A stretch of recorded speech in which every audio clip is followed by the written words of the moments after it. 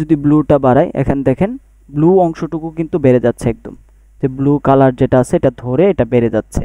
আবার যদি আমি এখান থেকে কমাই, একদম ব্লু কালারটা একদম চলে যাচ্ছে, যে দেখেন স্কাইয়ের কালার চেঞ্জ হয়ে যাচ্ছে একদম।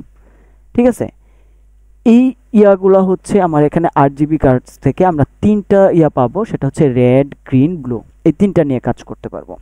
এখন আমি যদি এখানে ধরেন প্রথমে আমি রেডটা এখানে একটু রাখি এইদিকে, দেন এইদিকে আমি একটু কম রাখি।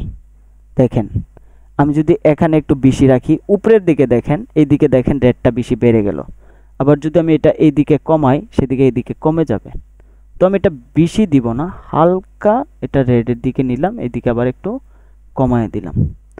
দেন আমি এখান থেকে যদি গ্রিনটা নেই, যে গ্রিন অংশটুকু আর একটু গ্রিন হবে, আমি এটাকে বাড়ায় দিলাম। এখান থেকে আমি আবার এটাকে কার্ভ করে দিই। দেখেন এখান থেকে আমি গ্রিনটা একটু কার্ভ করে দিলাম। দেন ব্লুটাকে যদি আমি এখান থেকে হালকা একটু বাড়ায় দিই, এখান থেকে আমি আবার হালকা কমাই দিলাম। আমি যেভাবে করছি কার্ভ এইভাবে করতে হবে এরকম না। আমি যদি এইদিকে বাড়াই এদিকে কমাই, দেখেন এই যে কাছেরটা গ্রিনটা ব্লুটা বাড়তেছে। আর যদি আমি এই দিকেরটা বাড়াই, তাহলে দূরেরটা বাড়বে, কাছেরটা কমবে। বুঝতে পারছি তো বিষয়টা? আমি আকাশের কালারটা আরেকটু ব্লু করতে চাচ্ছি, তো সেক্ষেত্রে আমি এখানে মাল্টিপল ইয়া ব্যবহার করতে পারবো, কি ফ্রেম ব্যবহার করতে পারবো। দেখেন ব্যবহার করে আমি এটাকে আকাশের কালারটা আমি আরেকটু গ্রিন করে দিলাম। এখন এইভাবে আমি যদি এটার উপরে এখন দেখি, আমি যদি আরও একটু ড্রামাটিক করতে চাই, এটা বাড়ায় দিব, হালকা বাড়ায় দিব। এখান থেকে রেড চ্যানেলটা যদি আমি কমাতে চাই, যে এরকম দেখা যাবে, তাহলে আমি এখান থেকে দেখেন রেড কালারটা একদম দূরে যে রেড কালারটা আছে, এই যে আকাশের দিকে, এই রেড কালারটা কমে গেল। এই দিকে যদি বাড়াতে চাই নিচের দিকে, এটাকে হলুদটাকে আরেকটু হলুদ দেখানোর জন্য আমি যদি এখান থেকে বাড়ায় দিই, দেখেন আরো হলুদ দেখা যাচ্ছে। বাট এই দিকে আকাশের দিকে দেখেন, এইদিকে কিন্তু কমে গেছে, এদিকে হলুদ নাই। আমি যদি এইদিকে আবার বাড়াই, দেখেন আকাশের দিকে বেড়ে গেছে। আশা করি বুঝতে পেরেছেন বিষয়টা। আমি এখান থেকে এরকম করে দিলাম। দেওয়ার পর আমরা যদি এখান থেকে এটার ইন্টেন্সিটিটা কোন দিকে বাড়াবো, আমার এইদিকে মনে হচ্ছে যে একটু ইয়া দেখা যাচ্ছে, ইন্টেন্সিটিটা কম, আমি এইদিকে একটা চ্যানেল দিলাম। দেন এইদিকে আমি একটু হালকা কম রাখি আকাশের দিকে।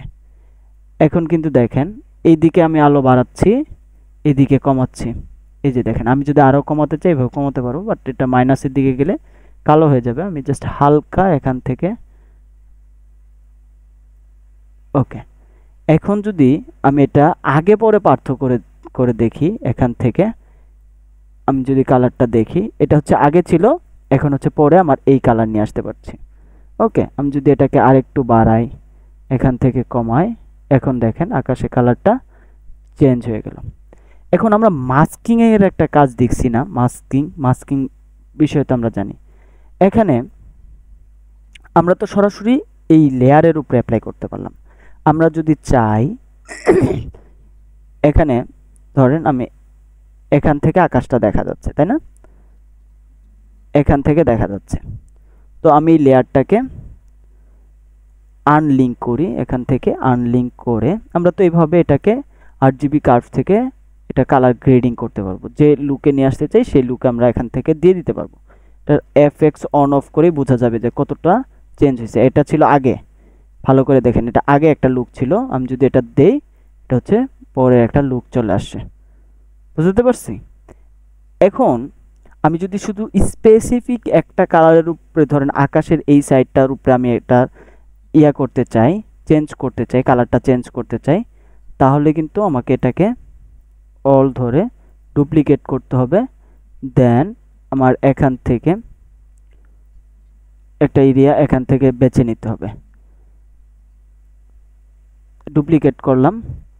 উপরের যে লেয়ার আছে অপাসিটি থেকে আমি এখান থেকে পেন টুল নিলাম। পেন টুল নিয়ে এটাকে আমি এখান থেকে নিলাম, নিয়ে এখানে আসি, এখানে কি ফ্রেম, এখানে আসি, এখানে আসি, এখানে আসি। আসার পর এইটুকু উপরে আমি কালার কারেকশনটা অ্যাড করব। আমি এটা আর এই অ্যাডজাস্টমেন্ট লেয়ারটা এখন বাদ দিই। আমি যদি জাস্ট স্পেসিফিক এইটার উপরে অ্যাপ্লাই করি, এখান থেকে মাস্ক ফরওয়ার্ড টুল নিয়ে আমি এটাকে মাস্ক করতে পারবো। কিভাবে মাস্ক করব? আমি এখান থেকে এই যে মাস্ক পাথ যেটা আছে এটাকে আমি কি ফ্রেম দিলাম, দেন হচ্ছে এখান থেকে এটাকে মাস্ক আমি ট্র্যাক করলাম এখান থেকে। এটার বিষয় তো জানি আমরা, হাইট আইডেন্টিটি নিয়ে কি কাজ করছি অলরেডি। হাইট আইডেন্টিটির কাজ করা হয়নি, তাই না? হাইট আইডেন্টিটি কাজ করা হয়েছে, এটা তো জানেন।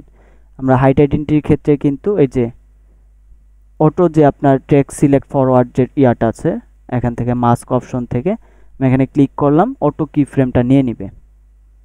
ঠিক আছে,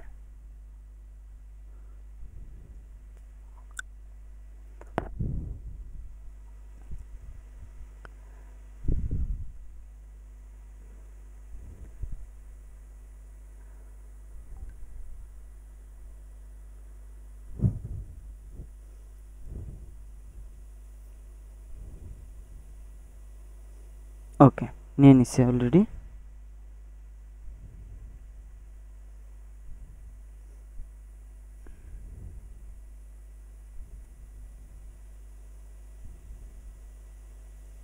ওকে, দেন আমি এখান থেকে কি ফ্রেম দেখতে পাচ্ছি, এই যে কি ফ্রেম। এই কি ফ্রেমগুলো যেহেতু ধরছে, আমার তো এটা উপরের লেয়ার, সেম তো ভিডিও তো সেম। আমি যদি এখান থেকে এইটার উপর এখন RGB কার্ভ ব্যবহার করি, এখান থেকে আমি এইটুকু আকাশ আমি যেভাবে দেখাতে চাই, আমি এখান থেকে এটার কালারটা আমি যেভাবে দেখাতে চাই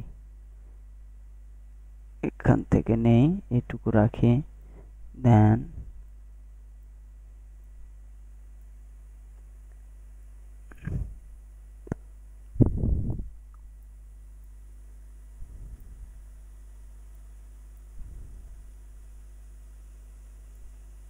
এখান থেকে হালকা দেখেন এর পেছনে কিন্তু দেখেন এটার প্রতিফলন হচ্ছে। এখানে আমি যদি এটা অফ করি, এটা দেখেন ট্র্যাক সিলেক্টর কোথাও যে এটা ভুল করছে, এখান যে ভুল করে ফেলছে, তাহলে আমাকে কি করতে হবে, এখানে এটা ম্যানুয়ালি আমাকে ঠিক করে দিতে হবে। তখন আমি এই দিকে এসে মাস্কিংটা করছি, আমি যদি এখান থেকে মাস্কিংটা করতাম তাহলে এটা পাইতো। আমি এখানে যাই, যাওয়ার পর এখান থেকে পাতটা দেখি, দেখার পর এখানে এসে এখানে আসেন, ফ্রেম বাই ফ্রেম এখানে যদি দেখেন পরে ফ্রেমই কিন্তু ছেড়ে দিছে, তাই না? কারণ এখানে আলাদা একটা অবজেক্ট চলে আসছে। আমি এটাকে এখানে নেই, নিয়ে এটা এখানে দিয়ে দিলাম, দেওয়ার পর আমি এটাকে আবার টেক্সট সিলেক্ট ফরওয়ার্ড দিই, তাহলে এটা কিন্তু নিয়ে নেবে। তার মানে আপনি ব্যাকগ্রাউন্ড এবং ফরগ্রাউন্ডটাকে যদি এভাবে ট্র্যাক করে মাস্কিং করে আলাদা করেন, আলাদা করে কিন্তু আপনি ওইটার উপরে আপনি কালার গ্রেডিং করতে পারবেন। ঠিক আছে, এইভাবে হচ্ছে আপনি কালার গ্রেডিংটা করতে পারেন। আরেকটা ইয়া দেখাই, সেটা হচ্ছে কালার গ্রেডিং এর জন্য।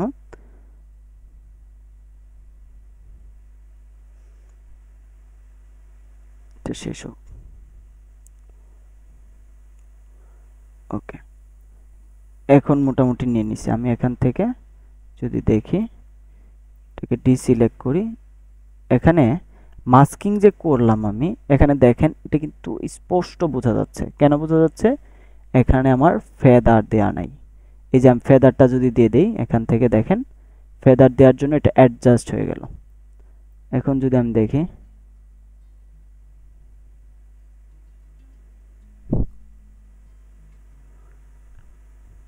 এখন কিন্তু স্পষ্ট বোঝা যাচ্ছে না যে এখানে কোনো লেয়ার আছে। দেখেন আলাদা কিন্তু আমি এখানে ব্যবহার করতে পারছি। ওকে, আমি এখান থেকে আরেকটা ইয়া নিয়ে আসি। এইটা দেখেন, এই ফুটেজটা একটু ডার্ক একটা ফুটেজ, তাই না? তো এই ফুটেজটা আমি এখানে নিয়ে আসি, এটা আমি ডিলিট করে দিই, এটা ডিলিট করে দিই, দেন হচ্ছে এখান থেকে আমি ফুটেজটা নিয়ে আসি। আমি তো এখানে 8GB কার্ভ ব্যবহার করছি, তাই না? 8GB কার্ভ ব্যবহার করার পর আমি এখান থেকে লিনিয়ার ওয়েবে অ্যাডজাস্টমেন্ট লেয়ারে ক্লিক করলাম, 8GB কার্ভে আসি। এটার এখন দেখেন আমি এখান থেকে এটার কালার সিরিটা একটু বাড়াই হালকা। এখান থেকে যদি আমি রেড কালার করে দেই, এটা দিয়ে আরো ভালো বুঝতে পারবেন। দেখেন আমি যদি এই দিকে রেড কালার করে দেই পুরোটা এটা রেড হয়ে যাচ্ছে।